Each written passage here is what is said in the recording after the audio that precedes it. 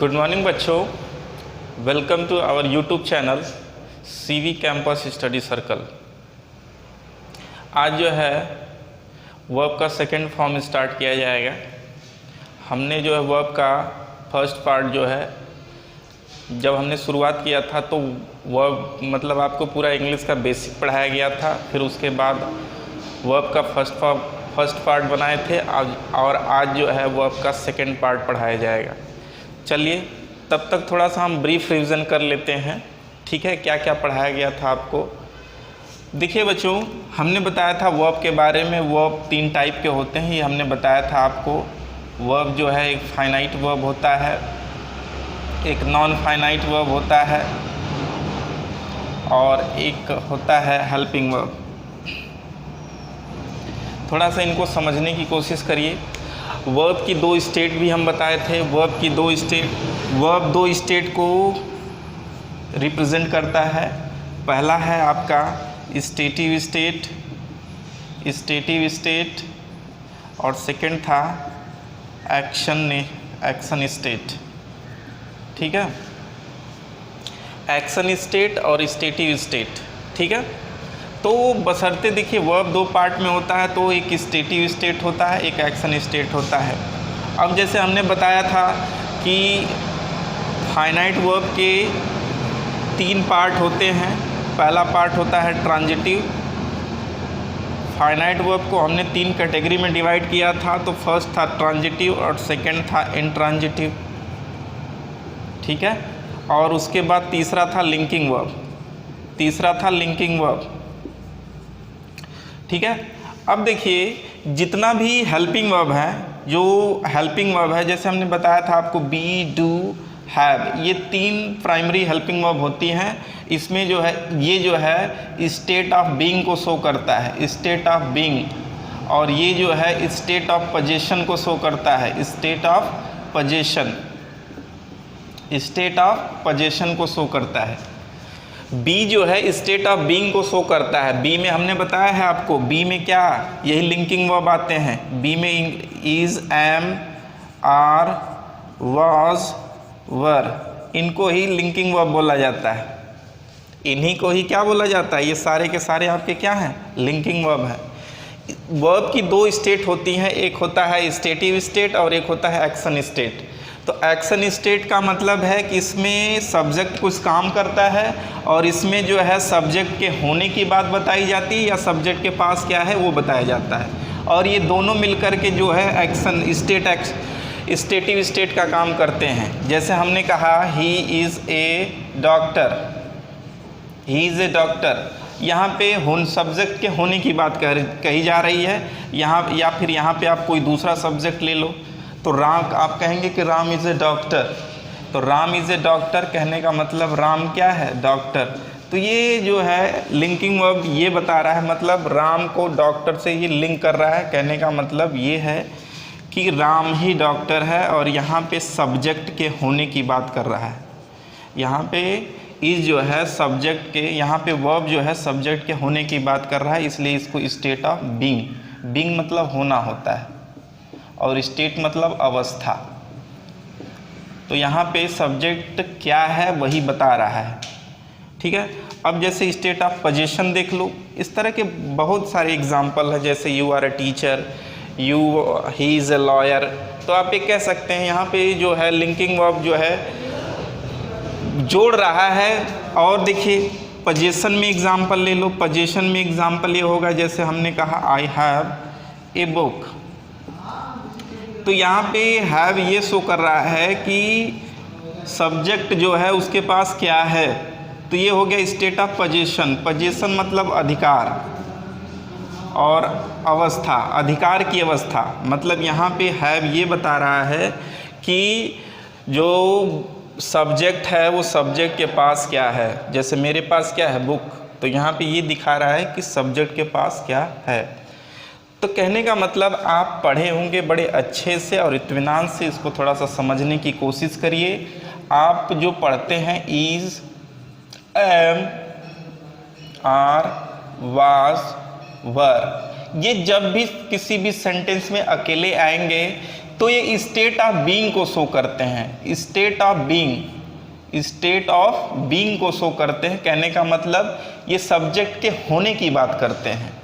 और जब किसी सेंटेंस में ये अकेले आता है हैज़, हैव और हैड, तो ये जो है सब्जेक्ट के स्टेट ऑफ पोजीशन को शो करता है।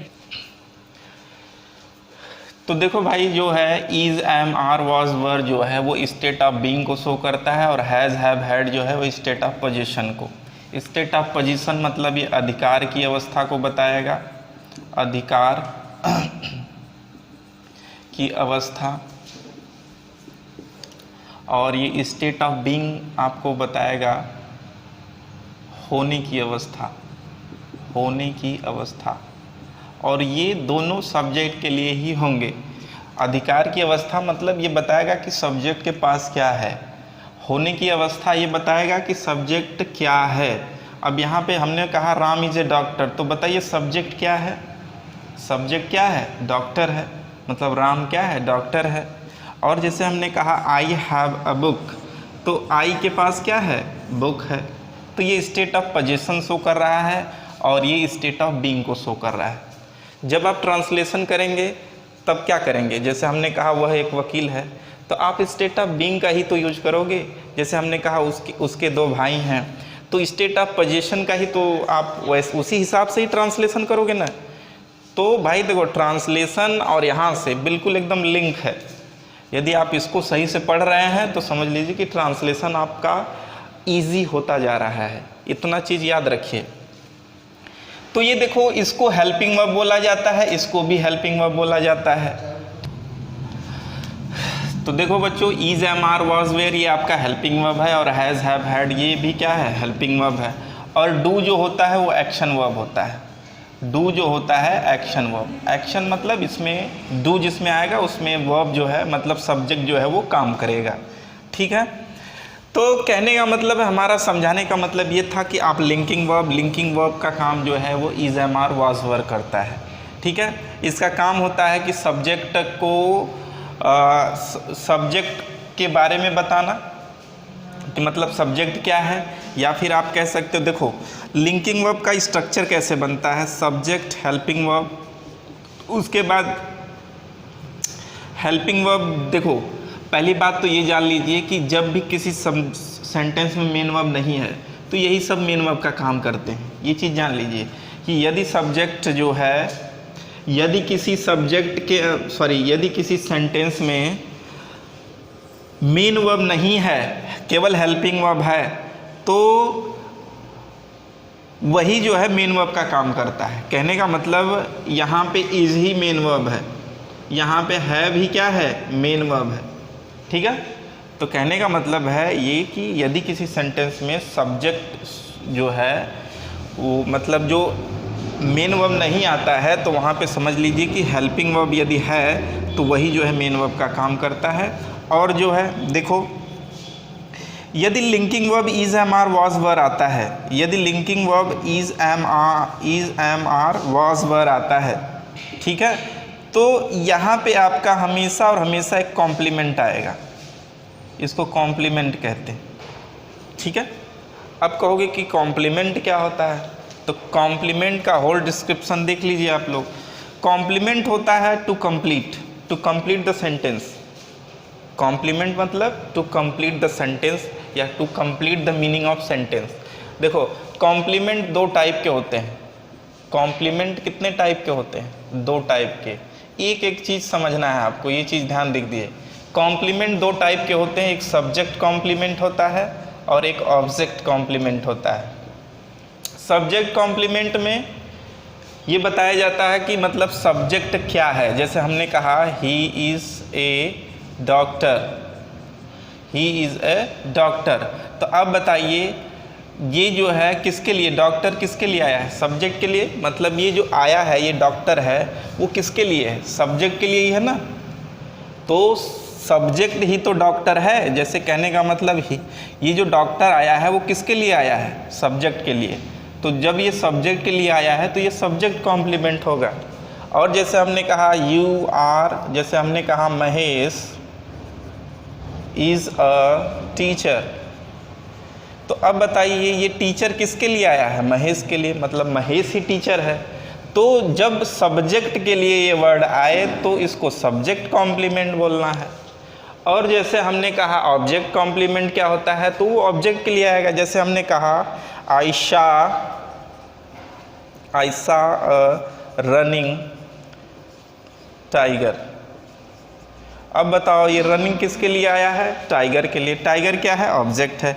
अब जैसे हमने कहा I saw him dancing, I saw him dancing. अब बताओ ये डांसिंग किसके लिए आया है? क्या डांसिंग आई के लिए आया है कि हिम के लिए? मतलब भाई मैंने उसे नाचते हुए देखा, तो किसे देखा? उसे देखा कि मैंने? तो मतलब कहने का मतलब ये है कि ये जो डांसिंग आया है वो किसके लिए आया है? हिम के लिए। मतलब हिम क्या है यहाँ पे? ऑब्जेक्ट है। ठीक है, तो ऑब्जेक्ट के लिए आया है, तो ऑब्जेक्ट के लिए आया है तो ये इसके लिए वजह से इसको ऑब्जेक्ट कॉम्प्लीमेंट आप बोल सकते हैं। ये क्या होगा? ऑब्जेक्ट कॉम्प्लीमेंट होगा। तो कॉम्प्लीमेंट बच्चों समझ में आया? देखिए complement, subject complement, object complement. जब सब्जेक्ट के लिए आए तो सब्जेक्ट कॉम्प्लीमेंट, लेकिन जब ऑब्जेक्ट के लिए आए तो ऑब्जेक्ट कॉम्प्लीमेंट। ये सब ध्यान देना है आपको। ठीक है, चलिए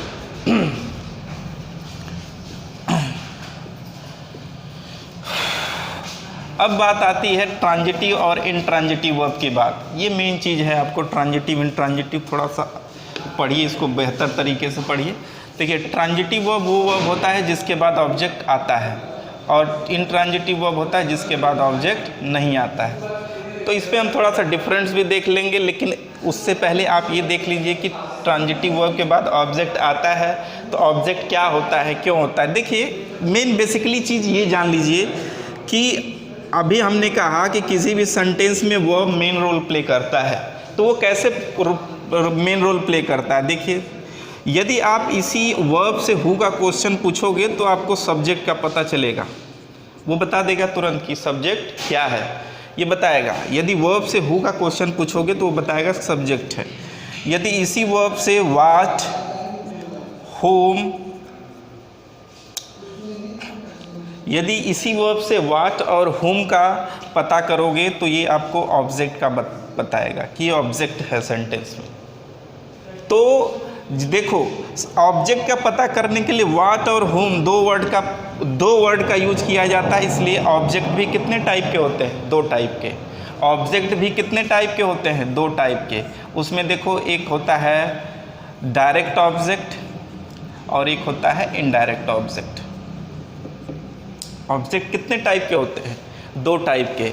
एक डायरेक्ट ऑब्जेक्ट होता है और एक इनडायरेक्ट ऑब्जेक्ट होता है। तो डायरेक्ट ऑब्जेक्ट में क्या बताया जाता है भैया? डायरेक्ट ऑब्जेक्ट जो होता है देखो किसी सेंटेंस में, तो यहाँ से क्या पता चल रहा है कि किसी सेंटेंस में 2 ऑब्जेक्ट हो सकता है, एक डायरेक्ट ऑब्जेक्ट और एक इनडायरेक्ट। तो व्हाट का क्वेश्चन पूछने पे आपको डायरेक्ट ऑब्जेक्ट का पता चलेगा और होम का क्वेश्चन पूछने से आपको इनडायरेक्ट ऑब्जेक्ट का पता चलेगा। एग्जाम्पल लिख लीजिए,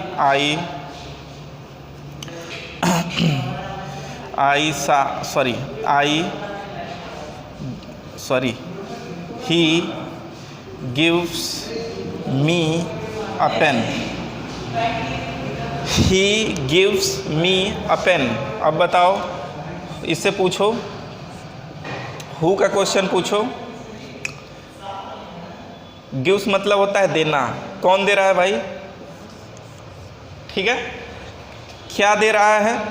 पेन दे रहा है। किसको दे रहा है? मुझे दे रहा है। तो देखो कहने का मतलब आपको हु का क्वेश्चन पूछे तो सब्जेक्ट का पता चला। अब इसमें आपने व्हाट का क्वेश्चन पूछे तो ऑब्जेक्ट का पता चला, वो भी कौन से ऑब्जेक्ट का? डायरेक्ट ऑब्जेक्ट का। और किसको का प्रश्न, हु मतलब किसको का प्रश्न पूछे तो आपको इनडायरेक्ट ऑब्जेक्ट का पता चला।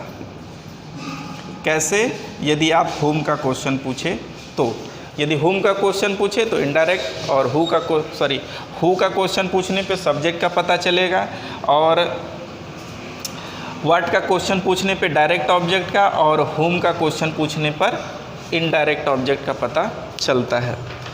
तो ये सब बेसिकली ध्यान देने वाली चीज़ें हैं जो आपको समझना है। ये सब छोटी छोटी और बहुत ही मोटी बातें हैं, ये सब नहीं जानेंगे तो आपको जगह जगह पे प्रॉब्लम या दिक्कत या फेस करना पड़ सकता है, बहुत सारे यूजेस हो सकते हैं इसके। ठीक है, अब देखो जैसे हमने कहा था डायरेक्ट ऑब्जेक्ट, इनडायरेक्ट ऑब्जेक्ट। एक सेंटेंस में कितने ऑब्जेक्ट हो सकते हैं? डायरेक्ट ऑब्जेक्ट और इनडायरेक्ट ऑब्जेक्ट। और जब इसी वर्ब से when, where, how, what, etc का क्वेश्चन पूछते हैं तो अब तब आपको एडवर्ब का पता चलता है। किस चीज़ का पता चलता है? एडवर्ब। ठीक है, इसी वर्ब से आप अभी हु का क्वेश्चन पूछे, सब्जेक्ट का पता चला। व्हाट और हुम का क्वेश्चन पूछे तो ऑब्जेक्ट का पता चला। देख लीजिए वर्ब का क्या रोल है यहाँ पे, देखिए एकदम बिल्कुल। यदि वर्ब से ही वर्ब से ही यदि हु का क्वेश्चन पूछे तो सब्जेक्ट का पता चला, और इसी से व्हाट और हुम का क्वेश्चन पूछे तो ऑब्जेक्ट का पता चला। और जब इसी वर्ब से व्हेन 2 बार हो गया, यहाँ पे वेयर लिख दीजिए। When, where, how, what, etc जो है, इससे यदि आप क्वेश्चन पूछ रहे हैं तो आपको एडवर्ब का पता चलेगा। ठीक है, जैसे हमने कहा ही प्लेज नाइसली, जैसे हमने कहा ही प्लेज नाइसली। पूछो क्या ये नाइसली जो है ऑब्जेक्ट है क्या? आप इतना जानते हैं कि सब वर्ब के बाद ऑब्जेक्ट आता है, वर्ब के बाद क्या आता है? ऑब्जेक्ट। तो हमने कहा ही प्लेज नाइसली, तो ये नाइसली है क्या? नाइसली एडवर्ब है। नाइसली क्या है? एडवर्ब। अब देखो वो प्ले खेलता है, कैसा खेलता है भाई? हाउ मतलब होता है कैसे। अब बताइए वो कैसे खेलता है? नाइसली मतलब होता है अच्छे से, अच्छे से। तो कहने का मतलब आपको ये क्वेश्चन पूछने पर अब व्हाट का क्या खेलता है? नहीं है। किसको खेलता है? नहीं है। ठीक है, अब कौन खेलता है? ही, ये सब्जेक्ट है।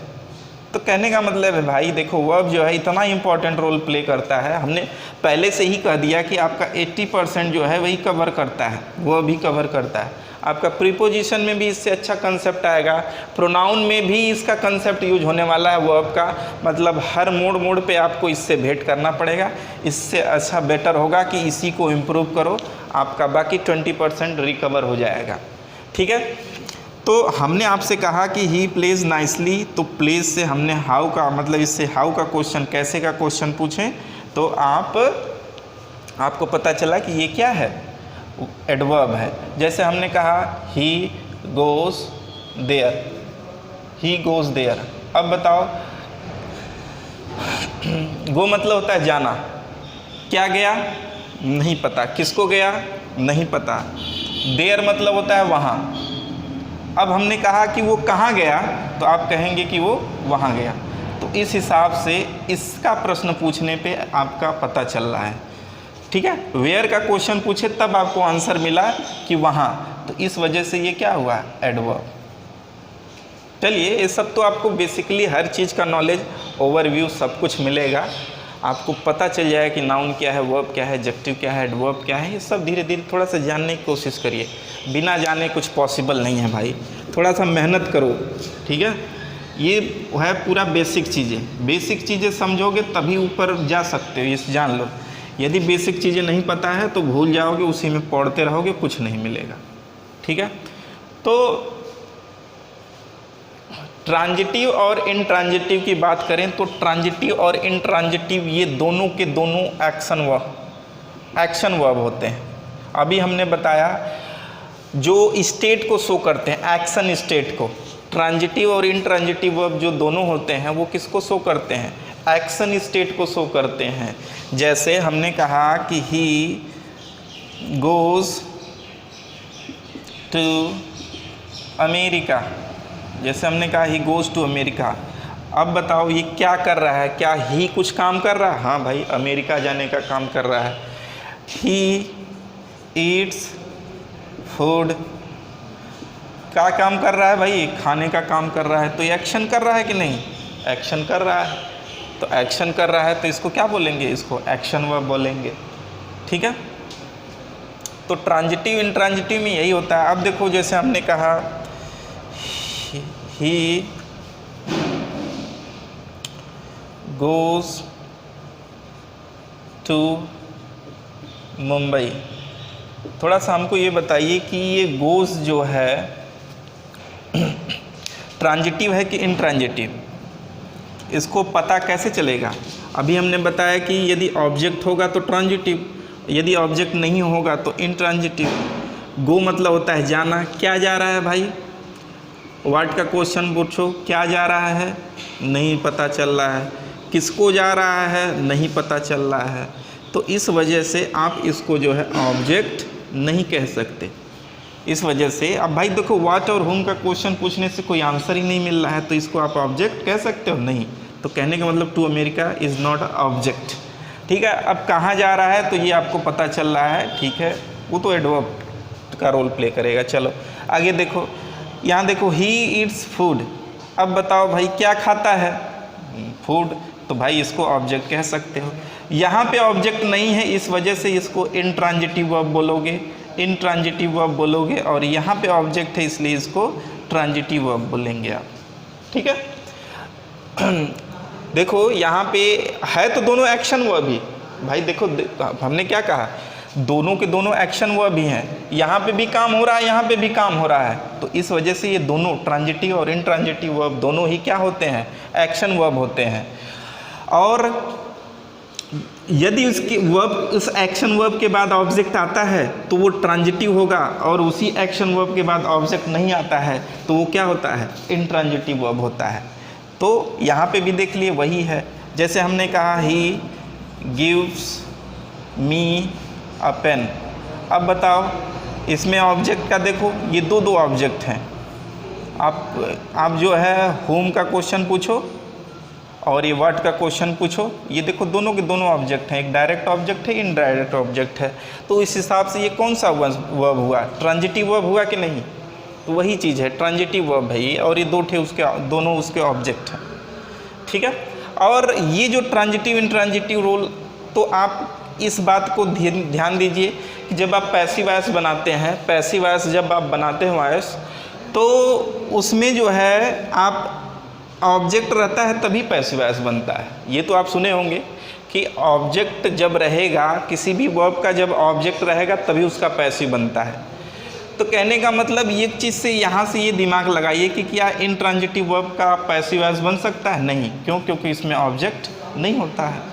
तो पैसिव वॉइस हमेशा किसका बनेगा? ट्रांजिटिव वर्ब का बनेगा। पैसिव वॉइस हमेशा किस वर्ब का बनता है? ट्रांजिटिव वर्ब का। तो ये चीज़ आप मतलब पूरा ध्यान रखिए कि ट्रांजिटिव वर्ब जो होता है उसी का ही पैसिव बनता है, और इंट्रांजिटिव वर्ब का पैसिव नहीं बनता है। ठीक है। तो ये टोटल इतना बेसिक नॉलेज हुआ भाई। देखो हम जो भी बता रहे हैं थोड़ा सा उसको समझने की कोशिश करिए। ठीक है, एकदम बिल्कुल ग्राउंड लेवल का बेसिक चीज़ है, एकदम बिल्कुल बेसिक चीज़ है। और बिना बेसिक पढ़े आप चाहो तो ऊपर जो है किसी भी कोई भी किसी भी स्टेप पे नहीं जा सकते। किसी भी भाई, अब देखो जैसे मान लो आपको यहाँ पे चढ़ना है तो यहाँ से ही जाना पड़ेगा ना, डायरेक्ट तो यहाँ पे चढ़ नहीं सकते। तो भाई एक एक स्टेप को फॉलो करना है, एक एक स्टेप को फॉलो करके तब आप आगे बढ़िए। ठीक है। अब थोड़ा सा हम देखते हैं, थोड़ा सा देखेंगे हम लोग, ठीक है, कि ट्रांजिटिव और इंट्रांजिटिव में डिफरेंस क्या होता है। ठीक है। इसमें होता है, देखो बाकायदे, चलिए अच्छा हम कल लिख के आपको इसके बीच का डिफरेंस जो है बाकायदे एक एक करके बताया जाएगा डिफरेंस। ठीक है। तो आज के लिए इतना रहने देते हैं, और बाकी जो है कल जो वीडियो बनेगा उसमें बेसिकली आपको ट्रांजिटिव और इंट्रांजिटिव में डिफरेंस बताया जाएगा। एकदम ग्राउंड लेवल का है, जैसे जान लो एकदम बेसिक है। यदि एक बार समझ में नहीं आ रहा है तो आप इसको बार बार वीडियो को प्ले करके देखिए। ठीक है। लेकिन काम चोरी मत करो। ठीक है। पढ़ो, बढ़िया से पढ़ो, अच्छे से पढ़ो, और एक एक चीज़ को समझने की कोशिश करो। जो ना समझ में आए भाई हमने सीधे कह दिया है कि आप कमेंट बॉक्स में कमेंट कर सकते हैं, या फिर व्हाट्सएप में जो बच्चे हम लोगों से पढ़ते हैं वो अपना व्हाट्सएप पे भी मैसेज कर सकते हैं, कोई दिक्कत नहीं है। ठीक है। पूरा फुल टू फुल सोल्यूशन मिलेगा। तो आज के लिए इतना है। ठीक है भाई। अब जो है बेसिकली पीछे का चीज़ आप लोग पढ़िए, और जो न समझ में आए वीडियो को बार बार प्ले करके देखिए, इतना व्यवस्था तो हो ही गया है आप लोगों का, ठीक है। और हमारा चैनल है CV कैंपस स्टडी सर्कल, उस पर जाके आप सर्च कर सकते हैं, यूट्यूब पे उसको बार बार देखो, ठीक है। और भाई थोड़ा सा रिक्वेस्ट ये आप लोगों से है कि ज़्यादा से ज़्यादा बच्चों को थोड़ा सा जोड़ने की कोशिश करिए, क्योंकि भाई फ्री का क्लास है, यदि कोई आपके साथ और किसी और का भी भला हो जाएगा तो अच्छी बात है, ठीक है। और दूसरे का भला होगा तो हम लोगों का भी भला होगा। और चैनल को लाइक सब्सक्राइब करिए, ठीक है। और अच्छे लोगों जो भी ज़रूरतमंद हैं उनको शेयर भी करिए। Thanks for watching.